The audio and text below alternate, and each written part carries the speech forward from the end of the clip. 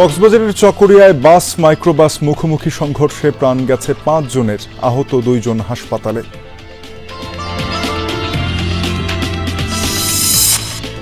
গাজীপুরে থামছেই না ঘোড়ার মাংসের বিকিকিনি, বিপুল পরিমাণ মাংসসহ ৩৭টি পশু জব্দ। ঢাকঢোল পিটিয়ে প্রশাসনের অভিযানে ধরা পড়েননি কেউ। দখলদারদের কবলে নেত্রকোনার ধনু নদ, বাঁশ আর জাল পেতে তৈরি হয়েছে অসংখ্য অবৈধ ঘের, নষ্ট হচ্ছে মাছের প্রাকৃতিক প্রজনন। এক শ্রেণীর অসাধু চক্র কিন্তু অবৈধভাবে ঘের তৈরি করে তারা কিন্তু মাছ শিকার করছে। কয়েকশো কাটা আছে এখানে অবৈধ। প্রশাসন বাধা দিলে যারা ফালতাছে এরা বুঝবো, ম্যানেজ করে করতে হইব।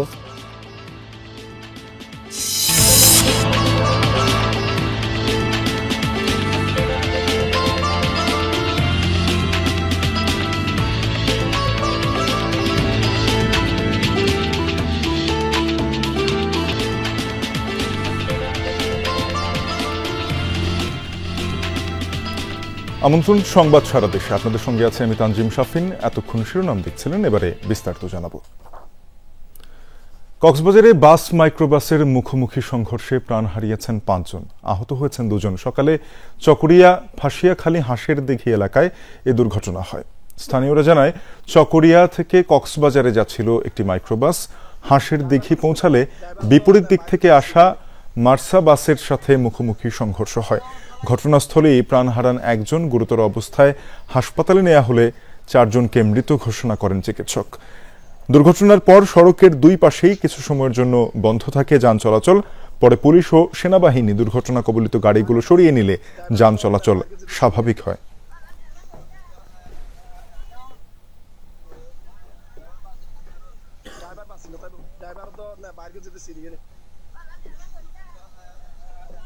এই দুর্ঘটনার বিষয়ে আরো বিস্তারিত জানাতে সেখান থেকে যুক্ত হয়েছেন সহকর্মী এহসান আল কুতুবী। এহসান, নিহতদের পরিবারের পরিচয় জানা গেছে কিনা, বিস্তারিত জানাবেন আমাদেরকে এই সড়ক দুর্ঘটনার। যারা মারা গেছেন ৫ জন ছিল নোহার যাত্রী। তারা কক্সবাজার বেড়াতে এসেছিলেন কুমিল্লা থেকে আসছিলেন। তারা আজকে সকালে কক্সবাজার থেকে ফেরার পথে কক্সবাজারের চকরিয়া হাঁসের দিঘি এলাকায় মার্সা বাস চট্টগ্রাম থেকে কক্সবাজার মুখী ছিল, সেখানেই মুখোমুখি সংঘর্ষ হয় হাঁসের দিঘি এলাকায়। মুখোমুখি সংঘর্ষের পরে ঘটনাস্থলেই মুমূর্ষ অবস্থায় সবাইকে উদ্ধার করা হয়। তারা বাসের মধ্যে আমরা প্রাথমিকভাবে যেটা জানতে নোহার মধ্যে প্রাথমিকভাবে যেটা জানতে পেরেছি, তারা ৮ জন ছিলেন ড্রাইভার সহ। তো তন্মধ্যে ৪ জন হচ্ছেন নারী যারা মারা গেছেন এবং ১ জন হচ্ছে শিশু। তাদেরকে চকরিয়া হাসপাতালে, স্বাস্থ্য কমপ্লেক্সে এবং মালুমঘাট হাসপাতালে তাদেরকে এই মুহূর্তে নিয়ে যাওয়া হয়েছে। তাদের প্রাথমিকভাবে সেটাই জানতে পেরেছে এবং বাকি ৩ জন আহত অবস্থায় আছেন। আসলে হাঁসের দিঘি, চকরিয়ার এবং হারবাং সহ বেশ কয়েকটি পয়েন্ট রয়েছে যেখানে সবসময় আমরা দেখি যে দুর্ঘটনা ঘটে। আজকে যে ৫ জন মারা গেছেন, এর আগেও কিন্তু অনেক খবর আমরা জানিয়েছি। এখানে অনেকগুলো বাঘ রয়েছে, সেই বাঘগুলোতেই মূলত অ্যাক্সিডেন্টের ঘটনা ঘটে। তো তাদের নাম এবং আরো পরিচয় জানার চেষ্টা করছি আমরা পরবর্তীতে আপনাদের মাধ্যমে। নিশ্চয়ই সেই পরিচয় নিশ্চিত হওয়ার পরে সেগুলো আমাদেরকে জানিয়ে দেবেন। আপনাকে ধন্যবাদ যুক্ত হওয়ার জন্য। আগুনে পুড়ল গাজীপুর কোনাবাড়ির একটি ঝুট গোডাউন। ভোরে আমবাগ বাবুর্চি মোড়ের এক ঝুটের গোডাউন থেকে আগুনের সূত্রপাত হয়। অল্প সময়ের মধ্যেই আগুন পুরো গোডাউনে ছড়িয়ে পড়ে। খবর পেয়ে ঘটনাস্থলে গিয়ে প্রায় ১ ঘন্টার চেষ্টায় আগুন নিয়ন্ত্রণে আনে ফায়ার সার্ভিস। তবে ততক্ষণে পুড়ে ছাই হয়ে যায় গোডাউনের ভেতরে থাকা মালামাল। অগ্নিকাণ্ডে কোনো হতাহতের ঘটনা ঘটেনি।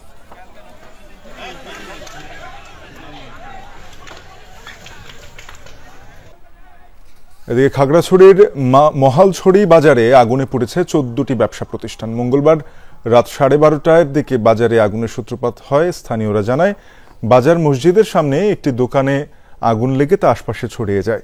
ফায়ার সার্ভিসের 2টি ইউনিট পৌঁছালেও পানির অভাবে আগুন নেভাতে পারেনি। এ সময় জুতার দোকান, খাবার হোটেল, প্রসাধনী, কাপড় ও স্বর্ণের দোকান সহ বেশ কিছু ব্যবসা প্রতিষ্ঠান পুড়ে যায়। ঘণ্টাখানেক পর বৃষ্টি শুরু হলে আগুন নিয়ন্ত্রণে আসে। এরপর স্থানীয়দের সহায়তায় সেনাবাহিনী ও ফায়ার সার্ভিস আগুন পুরোপুরি নেভাতে সক্ষম হয়। প্রাথমিকভাবে ক্ষয়ক্ষতির পরিমাণ জানা যায়নি।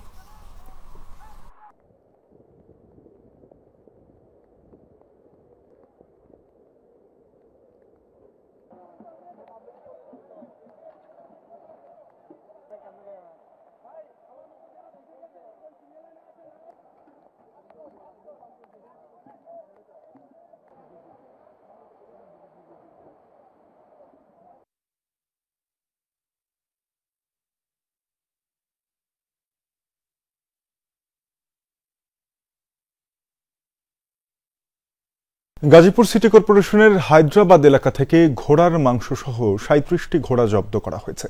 মঙ্গলবার রাতে অভিযানে যায় প্রশাসন। ৫ মণ মাংস জব্দ করা হলেও আটক হয়নি কেউ। র্যাবের উপস্থিতি টের পেয়ে আগেই পালিয়ে যায় জড়িতরা। প্রশাসনের নিষেধ সত্ত্বেও গত ১ বছর ধরে ওই এলাকায় চলছে ঘোড়ার মাংস বিক্রির কারবার। ঘোড়ার মাংস বিক্রির প্রস্তুতি চলছে এমন গোপন সংবাদ পায় র্যাব। গাজীপুর জেলা প্রশাসন ও প্রাণী সম্পদ অধিদপ্তরের কর্মকর্তাদের নিয়ে শুরু হয় অভিযান। রাতেই হায়দ্রাবাদ এলাকার এই কসাইখানার সন্ধান মেলে। তালা ভেঙে কারখানায় প্রবেশের পর দেখা যায় এলাহি আয়োজন। বেশ কয়েকটি ঘোড়া জবাইয়ের পর হাড় মাংস আলাদা করেছে কসাইরা। বিক্রির জন্য প্রস্তুত করা হচ্ছিল নিষিদ্ধ ঘোষিত এই প্রাণীর মাংস। অভিযোগ আছে এসব মাংস গরুর মাংস বলে বিভিন্ন হোটেল রেস্তোরাঁয় বিক্রি করা হয়। রেস্টুরেন্টে যে তারা ঢুকাচ্ছে এইটাও শুধু তারা একা না, তাদের একটা চক্র আছে আমার মনে হইতেছে। এই চক্র ভাগাভাগি করতেছে, তারাও টাকা নিতেছে, ওদেরকেও দিতেছে। প্রশাসন তো চেষ্টা করতেছে যে না বিক্রি হোক বা কেউ না কিনুক। মঙ্গলবার রাতে র্যাবের সরব অভিযানের খবর আগেই পেয়ে যায় ঘোড়ার মাংস বিক্রি চক্রের সদস্যরা। কসাইখানায় প্রশাসনের কর্মকর্তারা পৌঁছানোর আগেই পালিয়ে যায় তারা। স্পটে প্রায় ৫ মণ ঘোড়ার মাংস পেয়েছি এবং বোঝা যাচ্ছিল যে তারা এগুলো বিক্রির উদ্দেশ্যে এখানে তারা এই কর্মকাণ্ড করছিল। তো আমরা হাতে নাতে কাউকে যেহেতু ধরতে পারিনি, আমরা ওই মুহূর্তে কাউকে শাস্তি দিতে পারিনি, তবে এগুলো আমরা ডিসপোজাল করব। কাউকে ধরা না গেলেও জব্দ হয় ৫ মণ ঘোড়ার মাংস, সাথে জীবিত ৩৭টি ঘোড়া, যার বেশিরভাগই রুগ্ন। ভেটেরিনারি সার্জন জানান, ঘোড়ার মাংসে এমন পদার্থের উপস্থিতি রয়েছে যা মানব দেহের জন্য ক্ষতিকর। ৮টা ঘোড়া জবাই হয়েছে আর ৩৭টা ঘোড়া এখানে আরও আছে এবং প্রত্যেকটা ঘোড়ারই অসুস্থ। বেশিরভাগ ঘোড়ারই খুরায় সমস্যা এবং প্রত্যেকটা ঘোড়ারই খুরায় পচন ধরে গেছে। মাংসগুলো খেলে মানব দেহে টক্সিসিটি হবে এবং এই টক্সিসিটি পরবর্তীতে লিভারের উপরে লিভার ড্যামেজ করতে পারে। জব্দ করা মাংস ও ঘোড়াগুলো রাতে স্থানীয়দের জিম্মায় রেখে আসে প্রশাসন। সকালে সেগুলো প্রাণী সম্পদ অধিদপ্তরের কাছে হস্তান্তর করা হয়। ঘোড়াগুলো আপাতত বন বিভাগের কাছে রাখা হয়েছে। এর আগে ২০২৪-এর ৫ আগস্টের পর থেকে গাজীপুরের হায়দ্রাবাদ এলাকায় ঘোড়ার মাংস বিক্রির অভিযোগ ওঠে। স্থানীয়রাই জড়িত এ কারবারের সাথে। একাধিকবার অভিযানে জেল জরিমানা করা হয়েছে বেশ কয়েকজন ব্যবসায়ীকে। সে সময় ঘোড়ার মাংস বিক্রি ও খাওয়া নিষিদ্ধ ঘোষণা করে প্রশাসন। সাবরিনা লিজা, যমুনা নিউজ। নির্বাচনের বৈধতা ও জুলাই সনদের ভিত্তি পেতে আগে গণভোট হতে হবে এমন দাবি জানিয়েছেন জামায়াতের আমির ডাক্তার শফিকুর রহমান। ভোটে আওয়ামী লীগের অংশ নেওয়ার সুযোগ নেই বলে মন্তব্য করেন তিনি। সকালে সিলেট ওসমানী আন্তর্জাতিক বিমানবন্দরে গণমাধ্যম কর্মীদের নানা প্রশ্নের জবাবে এসব কথা বলেন ডাক্তার শফিকুর রহমান। জানান, আগামী নির্বাচন ফেব্রুয়ারিতে না হলে নানা বিশৃঙ্খলা হওয়ার সুযোগ তৈরি হবে। নির্বাচন আয়োজনের বৈধতা ও জুলাই সনদের আইনি ভিত্তির জন্য আগে গণভোট আয়োজনের আহ্বান জানান। আওয়ামী লীগের নির্বাচনে অংশ নেওয়ার সুযোগ নেই মন্তব্য করে জামায়াতের আমির বলেন, দলটি কখনোই নির্বাচনমুখী ছিল না। তৃতীয় মেয়াদে জামায়াতের আমির নির্বাচিত হওয়ার পর 2 দিনের সফরে নিজ এলাকা সিলেটে যান ডাক্তার শফিকুর রহমান। বিমানবন্দরে তাকে স্বাগত জানাতে ভিড় করেন নেতাকর্মীরা। আগামী নির্বাচনে প্রত্যেকটা ব্যক্তি যে সত্যিকারের ভোটার সেজন্য তার ভোট নিজে দিতে পারে এবং ভোট দেওয়ার পরে ভোটের প্রতিফলনটা যেন সে দেখতে পারে। এখানে যেন অতীতের নোংরা রাজনীতির পুনরাবৃত্তি না হয় সেই ব্যাপারে আমাদের সবাইকেই সজাগ থাকতে হবে। বিএনপি চেয়ারপারসন খালেদা জিয়াকে ফেনীতে দলীয় প্রার্থী হিসেবে ঘোষণার পর থেকেই উচ্ছ্বাসে মেতেছেন নেতাকর্মীরা। ফেনী 1 আসনে খালেদা জিয়া, ফেনী 3 আসনে আব্দুল আওয়াল মিন্টুকে প্রার্থী ঘোষণার পর উজ্জীবিত তারা। তবে ফেনী 2 আসনে জয়নাল আবেদিনকে প্রার্থী ঘোষণা নিয়ে মতবিরোধ রয়েছে জেলার নেতাকর্মীদের। ফুলগাজী পরশুরাম ছাগলনাইয়া নিয়ে গঠিত ফেনী 1 আসন। এই আসন থেকে খালেদা জিয়া 5 বার সংসদ সদস্য নির্বাচিত হয়েছেন। এবারও তাকে এই আসন থেকে প্রার্থী ঘোষণার পরপরেই আনন্দ মিছিল ও মিষ্টি বিতরণ করেছেন নেতাকর্মীরা।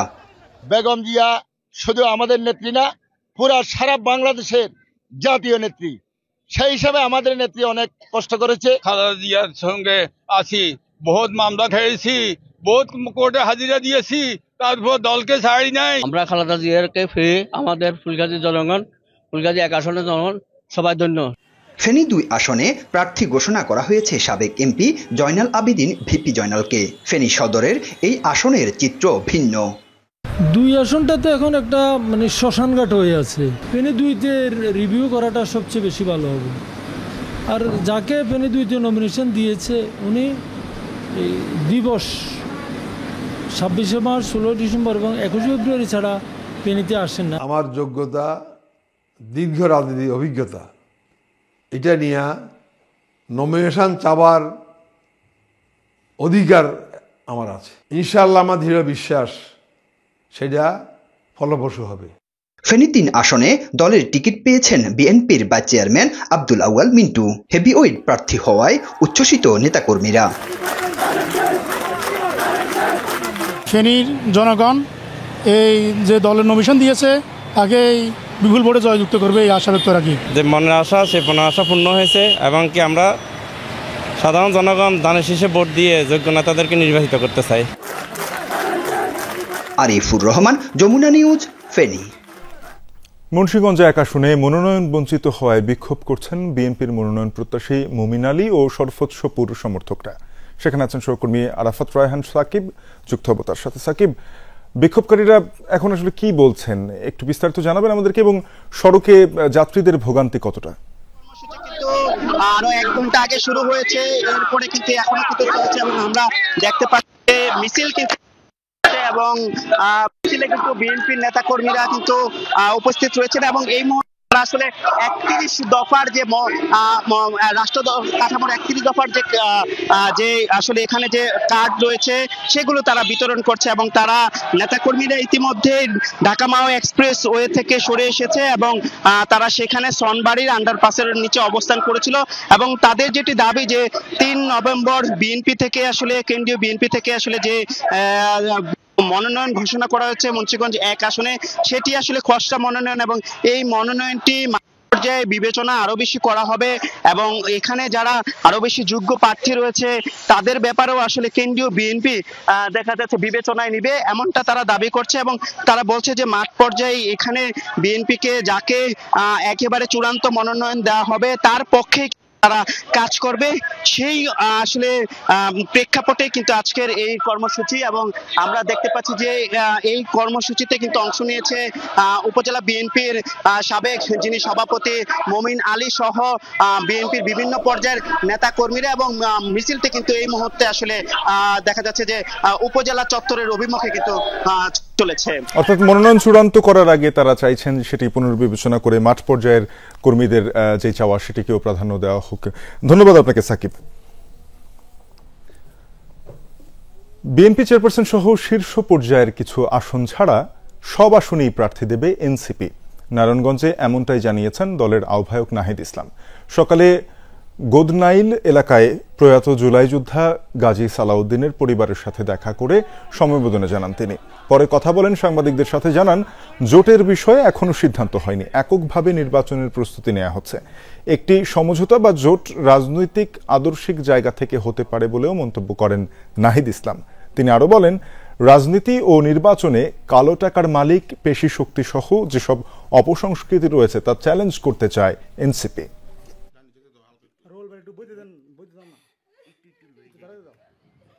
নেত্রকোনার খালিয়াজুরির ধনু নদ এখন দখলদারদের কবলে। নদীর বুকে বাঁশ আর জাল পেতে তৈরি করা হয়েছে অসংখ্য অবৈধ মাছের ঘের। স্থানীয়দের অভিযোগ, এখানে মাছ ধরতে পারে না সাধারণ জেলেরা। স্থানীয় প্রশাসনকে ম্যানেজ করে অবৈধভাবে মাছের ঘের তৈরি করেছে প্রভাবশালী চক্র। অবৈধ ঘের উচ্ছেদ করে ব্যবস্থা নেওয়ার আশ্বাস জেলা প্রশাসকের। নেত্রকোনার খালিয়াঝুরি দিয়ে প্রবাহিত ধনু নদ। একসময় এখানে নিয়মিত চলাচল করত বড় নৌযান, পাড়ের বাসিন্দাদের জীবিকাও ছিল নদ নির্ভর।